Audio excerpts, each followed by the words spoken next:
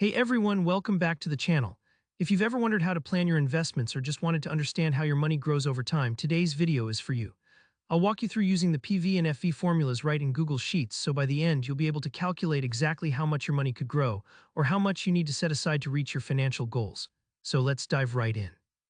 First things first, let's set up some example data in our sheet, just like you might see in a real-world savings or investment scenario.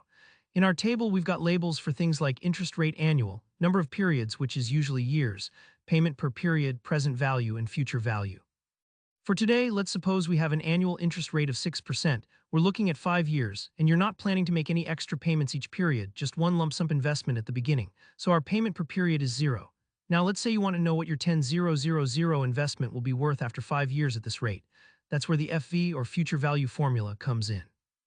In cell B5 of the sheet, you'll be typing in this formula, equals FV B2, B3, B4, B5. Let's pause here and break that down. The FV function in Sheets needs the rate, number of periods, payment per period, and the present value you're investing. But here's a key point in finance formulas: we use a negative sign before the amount you're paying out because that's money leaving your pocket. So if you're investing 10,000, you'll enter B5. Don't worry if that sounds strange. It's just a convention, so the result shows your future balance as a positive number. Once you hit enter, Google Sheets works its magic and you'll see the future value appear. In our example, that initial 10,000 will grow to 13,382, 26 in 5 years. Pretty cool, right? This is super helpful for visualizing the power of compounding interest, and it takes the guesswork out of planning.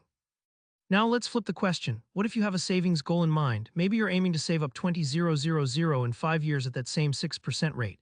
Instead of the future value, now you want to know how much you should invest today to reach that target. Here, where the PV or present value formula comes in handy. Jump down to cell B8 and type in equals PV B2, B3, B4, B7. Again, we put the negative before the target future value, since that's the amount you want to have in 5 years. Once you run this formula, Google Sheets lets you know you'll need to invest 14,945, 16 today, assuming no extra payments along the way. It's a bit more than 10,000, but that makes sense because your target is higher. This calculation is a game changer if you're planning for something big like a car, a property, or a nest egg for the future. These formulas are powerful because they do all the heavy lifting for you. No need for a calculator or scribbling complicated math on paper. Just make sure your rate and periods match up. For example, use annual rates with annual periods or monthly rates with monthly periods.